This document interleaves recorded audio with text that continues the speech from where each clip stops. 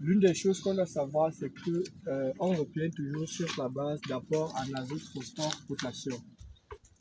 Et lorsqu'on utilise en agriculture généralement les déjections, les caca des animaux, l'une des limites de ces déjections, c'est que à un certain stade de développement de la plante, elle ne renferme pas forcément tous les éléments nécessaires qu'on a besoin pour que la plante puisse produire. Donc, elle est limitée en termes d'apport azote, phosphore, potassium.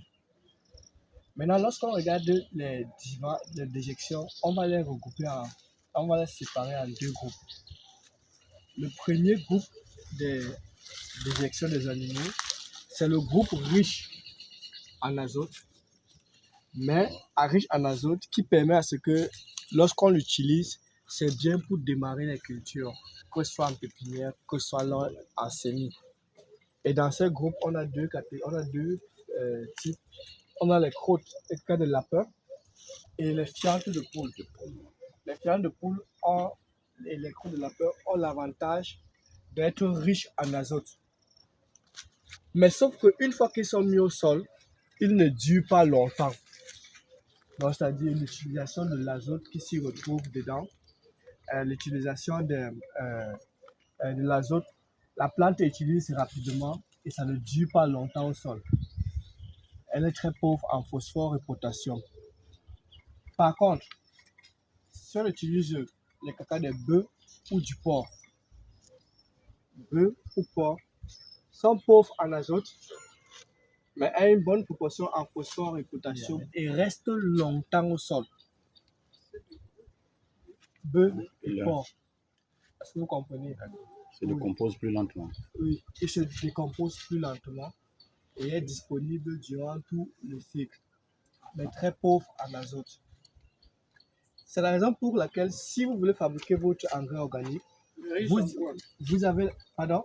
Pauvre en azote et riche en Phosphore, potassium.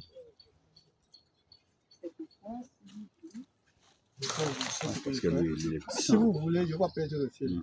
Si vous voulez fabriquer votre engrais organique, si vous mélangez les déjections, soit de fientes de poule et de porc, soit de fientes de poule et de bouse de vache, ou de crottes de lapin avec le porc, ou les crottes de lapin avec les bouses de vache, vous êtes en train de faire un mélange homogène qui va durer dans le temps. Les déjections animales vont permettre à ce que la plante assimile rapidement l'azote et le porc et le bœuf vont permettre à ce que ça puisse. Dans le porc et le bœuf, le cheval, les animaux en grosse panse, cheval, hippopotame, éléphant. Éléphant, oh, lui, c'est la machine. Oui. Le géant de Zokoume. Effectivement. Donc, les animaux à grosse panse, là, ça prend le temps pour être assimilés. Donc, si vous mélangez les deux, là, vous allez donner des aliments à court, moyen et long terme. Est-ce que vous voyez? Une fois qu'on a fait ça, l'autre élément que je peux apporter, c'est les feuilles de marguerite et la cendre. Les feuilles de marguerite vont augmenter la dose en azote. La cendre, je peux mettre la cendre, je peux utiliser même les marques de café dont on a parlé le matin. On peut utiliser la poudre de rouge dont on a parlé le matin.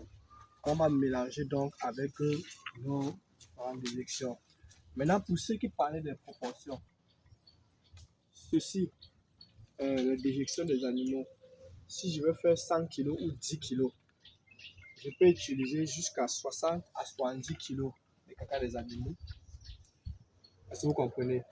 J'utilise 10 kg des feuilles de marguerite et le reste de 20 kg, c'est constitué de cendre, de marque de café ou de poudre de rouge.